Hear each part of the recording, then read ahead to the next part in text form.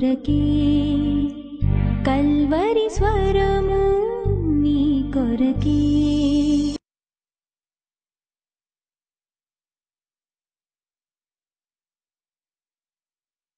Mark సువార్త 6వ అధ్యాయము 45వ వచనం చదువుతున్నాను. 45వ వచనము. ఆయన జన సమూహమును పంపివేయునంతలో దోణి ఎక్కి అద్దరినున్న బెత్సెదాకు ముందుగా వెళ్ళుడని ఆయన తన శిష్యులను వెంటనే బలవంతము చేశాను. అయ్యా, మీరు బయలుదేరండి, పడవలో బయలుదేరండి, అద్దరికి వెళ్ళండి, బెత్సెదాకు వెళ్ళండి అని యేసే బలవంతం చేశాడు. తన శిష్యులను సాగనంపాడు. ధోనిలోకి ప్రవేశించండి, బయలుదేరండి అని చెప్పాడు. మరి వాళ్ళేం చేశారు చూద్దాం. ధోని ఎక్కి అద్దరినున్న బెత్సెదాకు ముందుగా వెళ్ళుడని ఆయన తన శిష్యులను వెంటనే బలవంతము చేశాను. తానే దగ్గరుండి అందరినీ చక్కగా ధోనిలోనికి ఎక్కడానికి ప్రేరేపించి, వారు ధోనిలో ఎక్కిన తర్వాత జాగ్రత్తగా బయలుదేరండి, జాగ్రత్తగా వెళ్ళండి అని సాగనంపాడు. ఇప్పుడు వాళ్ళు ధోనిలో ప్రయాణం చేసి బెత్సెదాకు వెళ్ళడం దేవుని చిత్తమా కాదా? ఖచ్చితంగా దేవుని చిత్తం. ఇప్పుడు వాళ్ళు ప్రయాణం చేస్తుంది దేవుని చిత్త ప్రకారమా కాదా? ఖచ్చితంగా దేవుని చిత్త ప్రకారమే. వాళ్ళు బెత్సెదాకు వెళ్తుంది దేవుని ఇష్ట ప్రకారమా కాదా? ఖచ్చితంగా ఇష్ట ప్రకారమే. ఇప్పుడు మనం జాగ్రత్తగా పరిశీలన చేస్తే శిష్యులు దేవుని యొక్క చిత్తములో ఉన్నారా, లేక చిత్తానికి వ్యతిరేకమైన మార్గంలో ఉన్నారా? దేవుని చిత్తానుసారంగా ఉన్నారు, దేవుని చిత్తానుసారమైన మార్గంలో ఉన్నారు. ఏం జరిగింది చూద్దాం రండి. 46వ వచనం చదువుతున్నాను. ఆయన వారిని వీడుకొలిపి ప్రార్థన చేయుటకు కొండకు వెళ్ళెను. సాయంకాలమైనప్పుడు ఆ దోణి సముద్రపు మధ్య ఉండెను. ఆయన ఒంటరిగా మెట్టనుండెను. సముద్రం మధ్యలోనికి దోణి వచ్చిందట. దీన్ని ఏమంటాం? నడి సముద్రము అంటాం. నడి సముద్రమునకు దోణి చేరుకుంది. అలా నడి సముద్రమునకు దోణి చేరుకున్నప్పుడు, వాళ్ళు దేవుని చిత్త ప్రకారమే వెళ్తున్నప్పుడు ఏం జరిగింది? ఆ దోణి సముద్రపు మధ్య ఉండెను. ఆయన ఒంటరిగా మెట్టనుండెను. అప్పుడు వారికి గాలి ఎదురైనందున దోణి నడిపించుటలో వారు మిక్కిలి కష్టపడుచుండగా ఏమెదురైంది చెప్తారా? ఏమెదురైంది? ఎదురుగాలి. ఏమెదురైంది? ముందుకు సాగడానికి వీలు లేనటువంటి వాతావరణం ఎదురైంది. ముందుకు వెళ్ళడానికి వీలు లేనటువంటి గాలి ఎదురైంది. బైబిల్లో మనం చూస్తున్నాం, వారు దోణిను నడిపించుటలో మిక్కిలి కష్టపడుతున్నారు. మిక్కిలి కష్టపడుతున్నారు. సాధారణంగా చక్కగా సాగిపోయే ప్రయాణం కష్టతరంగా మారింది. ఈరోజు నీ కుటుంబ పోషణ ఒకప్పుడు సాధారణంగా జరిగిపోతూ ఉండేది, ఒకప్పుడు చక్కగా జరిగిపోతూ ఉండేది. పెద్దగా ఆర్థిక ఇబ్బందులు ఏమి ఉండేవి కావు.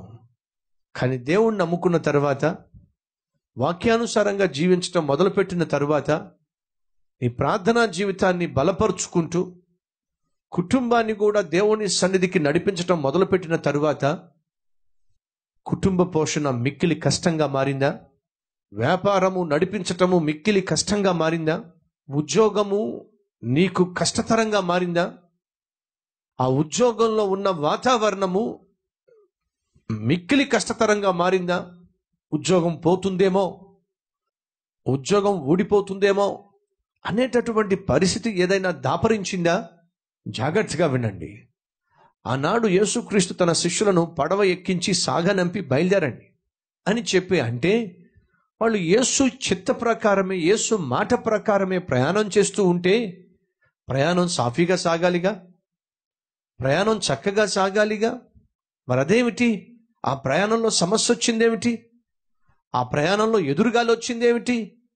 వాళ్ళు ఆ ప్రయాణంలో ముందుకు సాగడానికి వీలు లేకుండా బహు కష్టపడవలసి వచ్చిందేమిటి? దయచేసి గమనించాలి. దేవుని చిత్త ప్రకారం మనం జీవిస్తున్నప్పుడు ఖచ్చితంగా సమస్యలు వస్తాయి, ఖచ్చితంగా ఎదురుగాలులు వస్తాయి, ఖచ్చితంగా మనం అనేక ఆటుపోటులు గుండా వెళ్లాల్సి ఉంటుంది. ఈ విషయాన్ని మనం గ్రహించాలి. ఈ విషయాన్ని మనం అర్థం చేసుకోవాలి.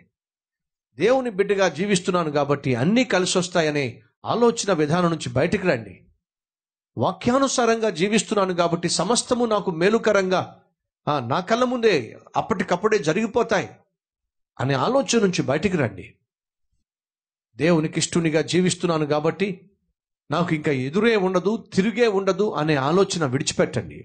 ఆటుపోట్లను ఎదుర్కోవడానికి, సమస్యలను ఎదుర్కోవడానికి, కష్టాలను, క్లిష్టమైనటువంటి వాతావరణాన్ని ఎదుర్కోవడానికి కావలసిన విశ్వాసాన్ని కూడబెట్టుకోండి. ఆ రోజు వాళ్ళు దేవుని చిత్త ప్రకారమే ప్రయాణం చేస్తున్నప్పుడు, పడవలో వెళ్తున్నప్పుడు ఎదురుగాలి వచ్చింది, తీవ్రముగా వచ్చింది. వారు ముందుకు వెళ్ళడానికి కూడా వీలు లేనటువంటి పరిస్థితి దాపరించింది.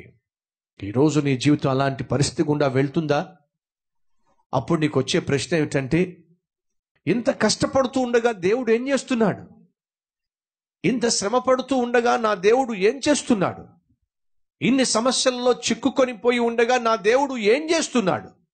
ఏం చేస్తున్నాడు, ఏం చేస్తాడు అని అనుకుంటున్నా. ఆనాడు ఆ శిష్యులందరూ కూడా మిక్కిలి కష్టపడుతూ ఉండగా యేసుక్రీస్తు ఒకవేళ పడవలో ఉన్నట్లయితే సముద్రాన్ని శాసించి ఆపేసేవాడు. ఒకవేళ యేసుక్రీస్తుతో పాటు 2-3 శిష్యులు ఒకవేళ గట్టు దగ్గర ఉన్నట్లయితే ఆయన వెనకాల వస్తున్నాడు కదా, కాసేపట్లో మనల్ని కలుసుకుంటాడు కాబట్టి మనకున్న ఈ సమస్యను తీర్చేస్తాడు అనేటటువంటి నమ్మకం వారికి ఉండేది. కానీ యేసు శిష్యులందరినీ పంపించేశాడు, ఒక్కడే మిగిలిపోయాడు. ఇప్పుడు శిష్యులు ఎటువంటి పరిస్థితిలో ఉన్నారంటే, మనతో యేసు లేడు, మన వెనకాల వస్తాడనే అవకాశము లేదు. ఇప్పుడు మనము నడి సముద్రములో ఎటూ కాకుండా అయిపోయాం. కాలు తీసి కాలు కదపలేకపోతున్నాం, లేదా ఒక్క అడుగు ముందుకు వెళ్ళలేకపోతున్నాం. ఎటు చూసినా ఒడ్డు కనిపించటంలా, ఎటు చూసినా దారి కనిపించటంలా, ఎటు చూసినా వాళ్ళ మనసుల్లో వేదన, భయము, ఆందోళన. ఇప్పుడున్న పరిస్థితిలో నుంచి బయట పడతామనేటటువంటి నిరీక్షణ కూడా వారికి లేదు. ఎందుకంటే యేసు వారితో లేడు, దగ్గరలో కూడా లేడు. ఈరోజు మన మధ్య ఎవరైనా ఉన్నారా? అయ్యా, నేను దేవుని బిడ్డగానే జీవిస్తున్నా, ఆయనకి ఇష్టునిగానే జీవిస్తున్నా, కానీ ఈరోజు ఒక సమస్యలో ఇరుక్కుపోయా, ఓ కష్టంలో ఇరుక్కుపోయా, తత్ఫలితంగా కాలు తీసి కాలు పెట్టలేకపోతున్నా, అడుగు తీసి అడుగు పెట్టలేకపోతున్నా, ఏం చేయాలో అర్థం కావటంలా, ఏ ఆలోచన నాకు రావటంలా. ఇటువంటి క్లిష్ట స్థితిలో నేను ఇరుక్కున్నప్పుడు దేవుడు ఏం చేస్తాడు? నాలాంటి వారి పట్ల దేవుడు ఏ రీతిగా వ్యవహరిస్తాడు? దేవుని బిడ్డగా ఉండడం తప్ప, దేవుని చిత్తము చేసేవాడిగా ఉండడం తప్ప, దేవుడు ఆశించినట్టుగా వాక్యానుసారంగా బ్రతకడం తప్ప, తప్పు అన్నట్టుగా లోకం చెప్తుంది, సైతాను అదే అంటున్నాడు. కానీ ఈరోజు నేను కలిగి ఉన్న సమస్యలోంచి బయటకు వచ్చే మార్గం ఏదైనా ఉందా? దేవుని బిడ్డగా జీవిస్తూ ఆయన చిత్త ప్రకారం నడుస్తున్న నా జీవితంలో దాపరించిన ఈ అననుకూల వాతావరణం నుంచి బయటకు వచ్చే మార్గం ఏదైనా ఉందా? మీరు ఎవరైనా తెలుసుకోవాలని ఆశపడుతున్నారా? ఈరోజు నాకున్నటువంటి క్లిష్టమైన పరిస్థితి నుంచి ఎలా బయటపడాలో తెలుసుకోవాలని ఆశపడుతున్నానన్న వారు చేయి చూపిస్తారా? రైట్, దయచేసి గమనించండి. నువ్వు దేవుని చిత్తము చేసేవాడివైతే, దేవునికి ఇష్టునిగా జీవిస్తున్నట్లయితే, ఆ దేవుని చిత్తము చేసే ప్రక్రియలో నీకేదైనా సమస్య ఎదురైనట్లయితే, ఆ సమస్య నీకు బహు కష్టతరముగా, క్లిష్టతరముగా మారుతున్నట్లయితే, ఆ పరిస్థితిలో నుంచి నిన్ను విడిపించగలవాడు ఎవరు? ప్రశ్నించుకుంటున్నావా? విడిపించేవాడు లేడు అని దిగులు పడుతున్నావా? అయ్యో, వచ్చి వచ్చి ఇట్లాంటి సమస్యలో చిక్కుకున్నానేమిటి, ఇటువంటి పరిస్థితిలో చిక్కుకున్నానేమిటి అని భయపడుతున్నావా? దేవుణ్ణి నమ్ముకున్నందుకేగా నాకు ఈ కష్టం వచ్చింది అనుకుంటున్నావా?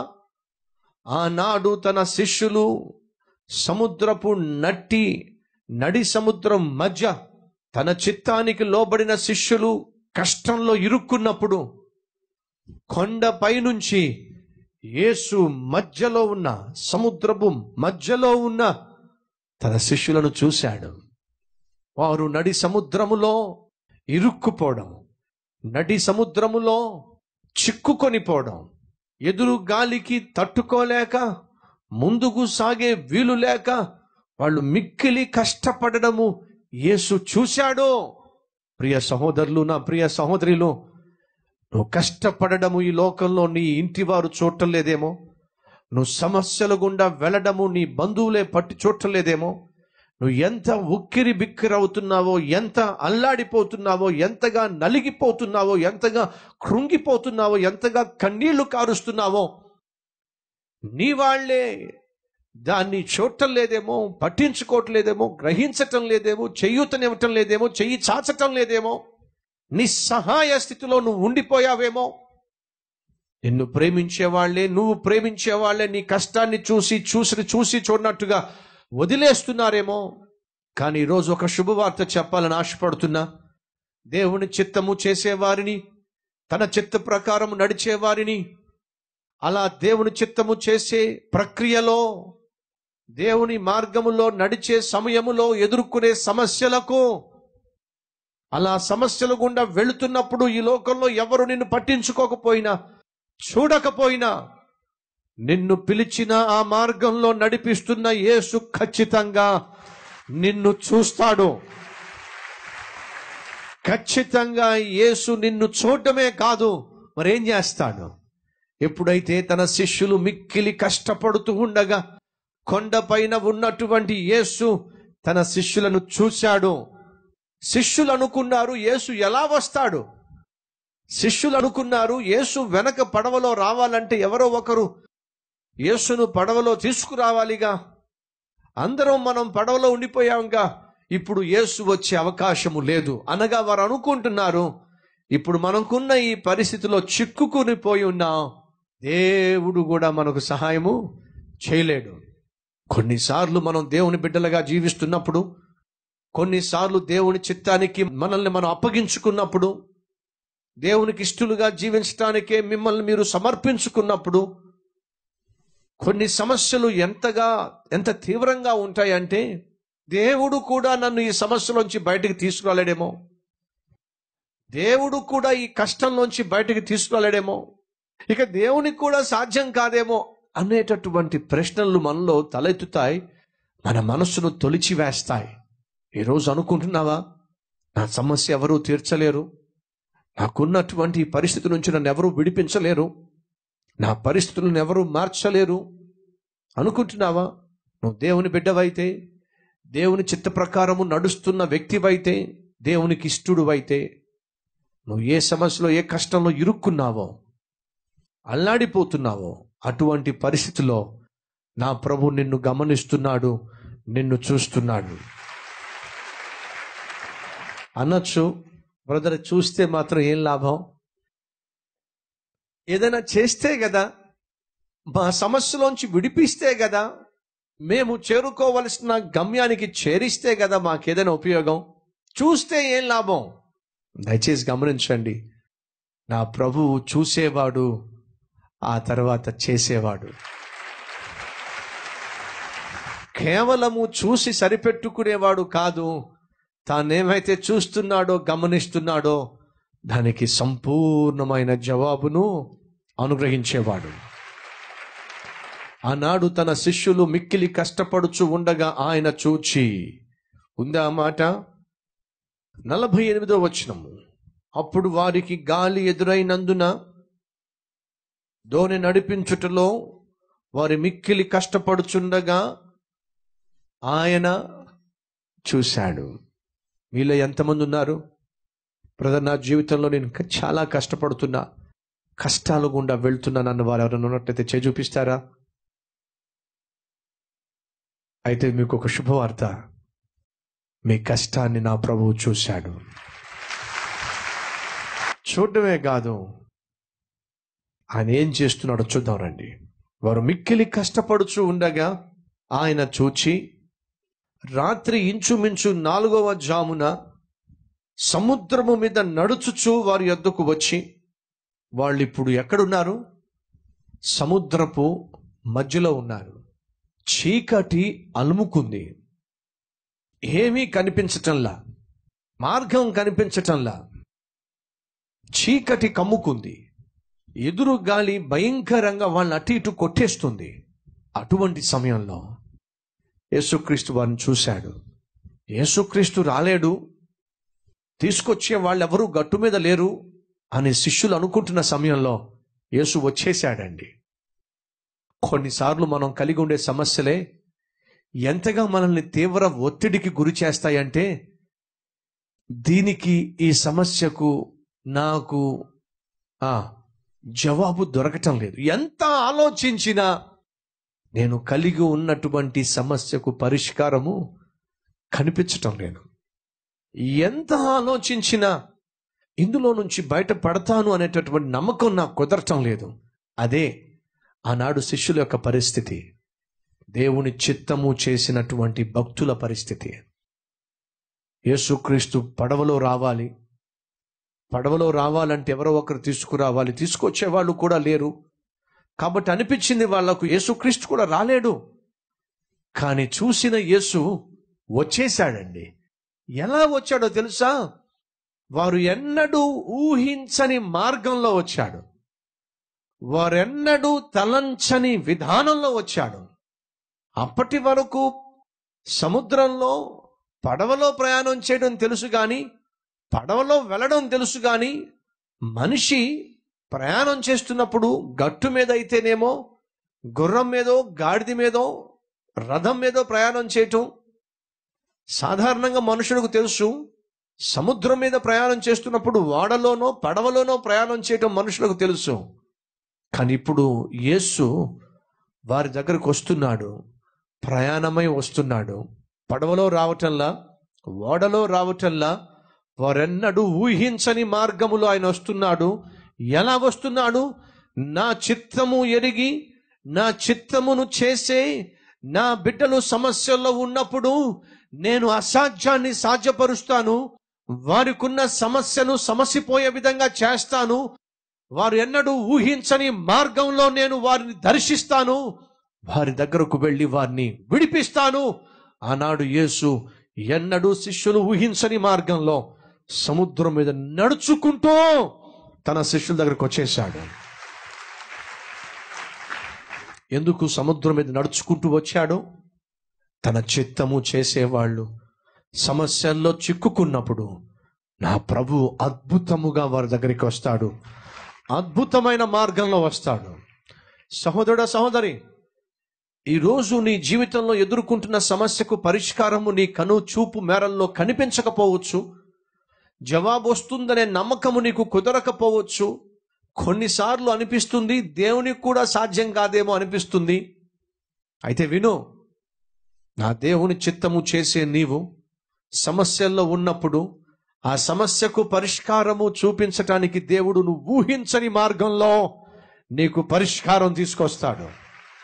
నువ్వు ఎన్నడూ తలంచని మార్గములో నీకు జవాబిచ్చే ప్రయత్నం చేస్తాడు. ఆయన నాడు నడుచుకుంటానే తన శిష్యుల దగ్గరకు వచ్చేశాడు. ఎగసి పడుతున్నటువంటి ఆ కెరటాలను, గాలిని శాంతించు అన్నాడు. గాలి శాంతించింది, సముద్రము నిమ్మలించింది. యేసు వారి పడవలో అడుగు పెట్టాడు. ఏ గమ్యానికి వెళ్ళాలని చెప్పి నిర్దేశించాడో ఆ గమ్యానికి సురక్షితముగా నా ప్రభు తన బిడ్డలను తీసుకుని వెళ్ళాడు. ఒక మాట నన్ను చెప్పనివ్వండి, ఆత్మీయ జీవితంలో పోరాటాలు ఉంటాయి, ఆత్మీయ జీవితంలో ఎత్తు పల్లాలు ఉంటాయి. ద్వితీయోపదేశ కాండము 11వ అధ్యాయము 11వ వచనము, అది నా జీవితానికి వాగ్దానము, మనందరికి కూడా వాగ్దానమే. నేను 11వ నెలలో పుట్టా, 11వ తారీఖును పుట్టా. సో ద్వితీయోపదేశ కాండము 11వ వచనంలో మనం చూస్తుంది ఏమిటి? మీరు నది దాటి స్వాధీనపరుచుకున్నటకు వెళ్ళుచున్న దేశము కొండలు లోయలు గల దేశము, ఎత్తు తర్వాత పల్లాలు, అంత సమానంగా ఉండదు. నువ్వు వెళుతున్న భూమి సమతుల్యమైన సమానముగా ఉన్న భూమి కాదు. ఎత్తులుంటాయి, పల్లాలు ఉంటాయి, ఉన్నతమైన స్థితి ఉంటుంది, లోయ అనుభవము, గాఢాంధకారపు లోయలో వెళ్ళవలసి ఉంటుంది. ఈ ఎత్తు పల్లాలు గుండా మన జీవితము సాగాలి సహోదరుడా, సహోదరి. కాబట్టి ప్రభు పేరు చెప్తున్నా, మన ఆత్మీయ జీవితంలో దేవుని చిత్తము చేయటానికి మనల్ని మనం అప్పగించుకున్నప్పుడు సమస్యలు గుండా వెళ్ళవలసి వస్తే దిగులు పడద్దు, భయపడవద్దు. ఎందుకు ఇలా జరుగుతుందని చెప్పి ప్రశ్నించుకోవద్దు, నీలో నీవు కృంగిపోవద్దు. ఆనాడు నడి సముద్రంలో రాత్రంతా ప్రయాసపడుతున్నప్పుడు దేవుడు వాళ్ళని అలాగే వదిలివేయలా. మరి ఏం చేశాడు దేవుడు? వాళ్ళని దర్శించాడు, వాళ్ళ దగ్గరికి వచ్చాడు. వారి చుట్టూ అలుముకున్నటువంటి అననుకూల వాతావరణాన్ని అణిచిపడేశాడు. నా ప్రభు త్వరలోనే నీ దగ్గరకు రాబోతున్నాడు. నీ చుట్టూ ఉన్నటువంటి అననుకూల వాతావరణాన్ని అణిచిపడేస్తాడు. క్షేమకరమైనటువంటి గమ్యానికి నిన్ను చేరుస్తాడు. ఆత్మీయ జీవితంలో దేవుడు ఎప్పుడూ కూడా మనకు స్మూత్ జర్నీ ప్రామిస్ చేయలా. మన ఆత్మీయ ప్రయాణం ఎప్పుడూ కూడా చాలా స్మూత్గా ఉంటుంది అని దేవుడు ఎప్పుడూ ప్రమాణం చేయలా. దేవుడు మనకిచ్చిన మార్గము వెడల్పైన మార్గము కాదు. దేవుడు మనకిచ్చిన మార్గము ఇరుకైన మార్గము. ఇరుకైన మార్గమున ప్రవేశింప పోరాడండి. అనేకులు ప్రవేశింప చూతురు గాని అది వారి వల్ల కాదు. ఇది పూలబాట కాదయ్యా, ఇది పూలబాట కాదమ్మా, ఇది ముళ్ళబాట. కానీ అద్భుతం ఏమిటంటే ముళ్ళు ఉన్నప్పటికీ కూడా ధైర్యంగా మనం ముళ్ళ మీద అడుగు వేస్తే నా ప్రభు ఆ బాటను పూలబాటగా మార్చేస్తాడు. అలా కాకుండా ఏమిటి ఈ బాట, ముళ్ళ బాట, ఏమిటి ఈ బాట, కష్టతరమైన బాట అని చెప్పి ఆ బాటలో ముందుకు సాగడానికి నువ్వు వెనుకంజ వేస్తే నీ జీవితం ఎటూ కాకుండా పోతుంది అనే సత్యము మర్చిపోవద్దు. దేవుడు మనకు స్మూత్ జర్నీ ప్రామిస్ చేయలా. దేవుడు మనకు ప్రశాంతమైన ప్రయాణాన్ని వాగ్దానం చేయలా. క్షేమకరమైనటువంటి గమ్యానికి చేరుస్తానని వాగ్దానం చేశాడు. నీవు చేరుకోవలసిన గమ్యాన్ని చేరుకునే రోజు త్వరలో రాబోతుంది.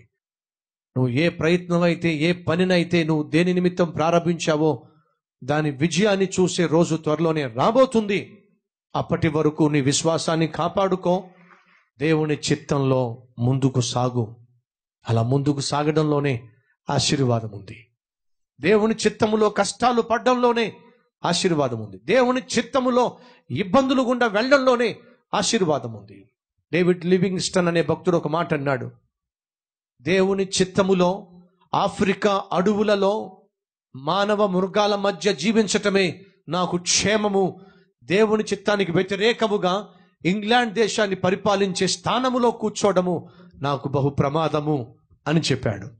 మీకేమైనా అర్థమైందా?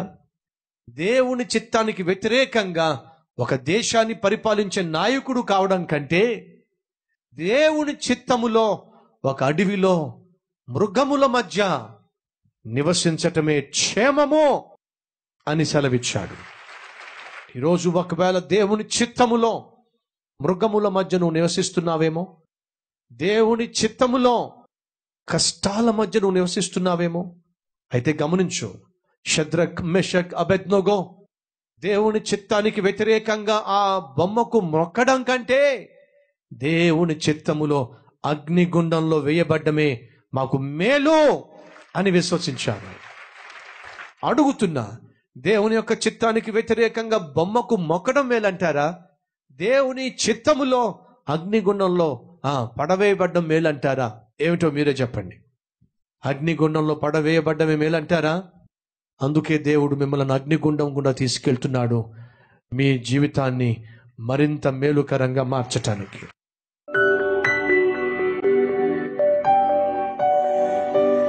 ఆత్మీయ జీవితంలో అద్భుతమైన పాఠాన్ని నేర్చుకున్నా, వాక్యానుసారంగా జీవించిన, నీతి మార్గములో నడిచిన, నీ చిత్తము చేస్తూ ఉన్నా ఆటుపోట్లు వస్తాయి, సమస్యలు వస్తాయి, ఆర్థిక ఇబ్బందులు వస్తాయి, కరువు రావచ్చు. ఆ సమయంలో నా విశ్వాసము పరీక్షించబడుతుంది, ఆ సమయంలో నా విధేయత పరీక్షించబడుతుంది. అలా పరీక్షించబడినప్పుడు నాయనా, నేను నీకు నమ్మకస్తునిగా, నిన్నే ఆధారము చేసుకొని జీవించేవానిగా, నీ పాదములను పట్టుకొని అక్కడే నాయనా నీ ఆశీర్వాదం కొరకు ఎదురు చూసేవానిగా నాయనా నన్ను సిద్ధపరచు. నీ చిత్తమును ఎరిగి ఆ నీ చిత్తములోనే ముందుకు సాగటానికి కష్టమైన నష్టమైన, ఆరు మబ్బులే కమ్మిన, ఎదురుగాలి వీచిన, అలలు ఎగసెగసి పడి మా ప్రయాణాన్ని కష్టతరముగా మార్చినా ఏమాత్రము వెనుకంజ వేయక, ఏమాత్రము నీ చేతిలో నుంచి మా చేతిని లాగేసుకొనక, ఏమాత్రము సైతానుకు తావివ్వక, లోకంలో కలిసిపోక, అయ్యా మీరు ఆశించినట్టుగా జీవించే భాగ్యాన్ని మా అందరికీ దయచేయమని యేసయ్య పేరట వేడుకుంటున్నాము తండ్రి. ఆమేన్.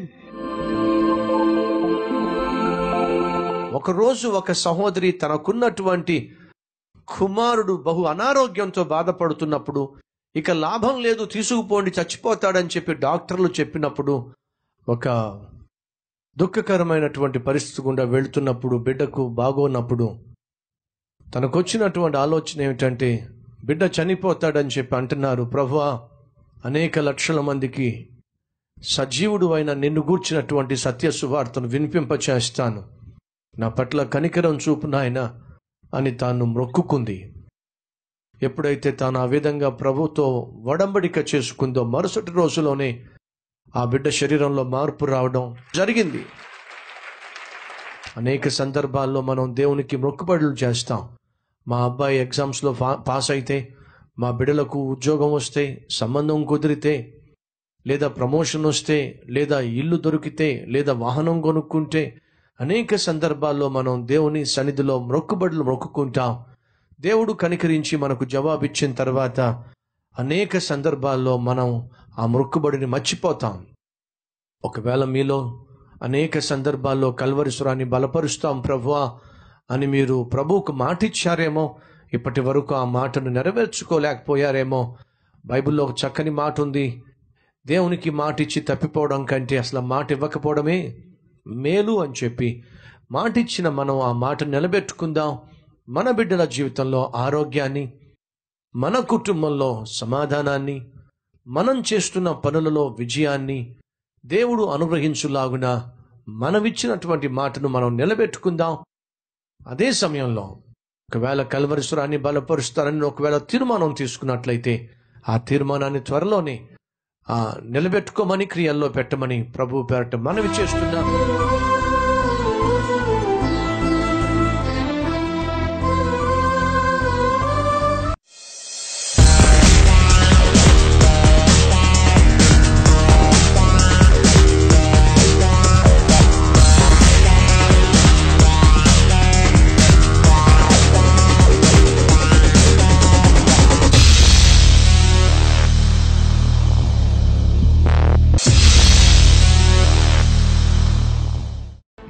మనిషిగా ఎలా బ్రతకాలో తెలియజేసే, మోక్షానికి వెళ్లే మార్గాన్ని బోధించే, ప్రతి చిక్కు సమస్యకు పరిష్కారాన్ని చూపే, సత్ప్రవర్తన కలిగిన యవ్వనస్తులుగా తీర్చిదిద్దే, దేవుడు ఆశించిన కుటుంబంగా నీ కుటుంబాన్ని నిర్మించుకోవాలంటే విరక్తి జీవితం నుండి విడిపించే, నిరుత్సాహాన్ని తొలగించి నిజమైన సంతోషాన్నిచ్చే, కుల మత ప్రాంతీయ తత్వాలకు అతీతమైన, పేద ధనిక తారతమ్యం లేని స్వచ్ఛమైన సమృద్ధి కలిగిన వాక్యమందించబడుతున్న మందిరం, దేవుని మహిమతో నిండిన మందిరం, దేవుని చేత 52 రోజులలో నిర్మించబడిన అద్భుతమైన మందిరం, మన ఆసియా ఖండంలోనే అతిపెద్ద మందిరం, 1,00,000కు పైగా సభ్యులు కలిగి ప్రపంచంలోనే అతివేగంగా అభివృద్ధి చెందుతున్న మందిరం మన Calvary temple.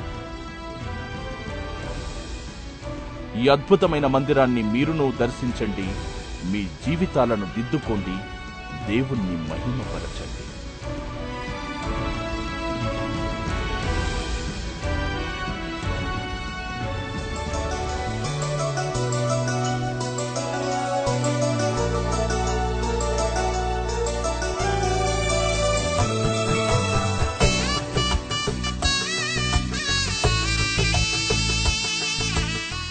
Address Calvary, Post Box number 30, Kokatpalli, Hyderabad 72.